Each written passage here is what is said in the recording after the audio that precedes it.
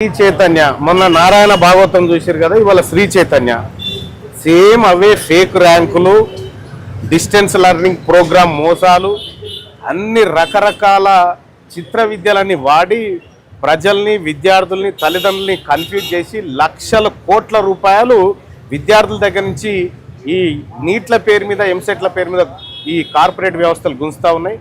ఇవాళ ఇదే అంశం పైన శ్రీ చైతన్య యాజమాన్యాన్ని ఎవిడెన్స్ అడడానికి వస్తే ఎవిడెన్స్ లేవట, వాళ్ళ దగ్గర ఎవిడెన్స్ లేవట, మేము సూచాయగా చెప్తామని చెప్తా ఉన్నారు. యాజమాన్యం బారిపోయింది, ఓ మధ్యలో ఒక ఆయనని పెట్టిపోయింది. ఇక్కడ ఇంకొకసారి ఇక్కడ నుంచి చెప్తా ఉన్నా, ఈ శ్రీ చైతన్య ఈ బ్రాంచ్ కానీ చెప్తా ఉన్నా, ఇంకొకసారి శ్రీ చైతన్య కానీ, నారాయణ కానీ, ఇంకెవడన కానీ ఈ తప్పుడు ర్యాంకులు వేసి, అడ్వర్టైజ్మెంట్లు వేసి జనాన్ని తప్పుదోవ పట్టిస్తాం, విద్యార్థులను తప్పుదోవ పట్టిస్తామంటే ఖచ్చితంగా తంతం అనేటువంటి విషయాన్ని చెప్తా ఉన్నాము.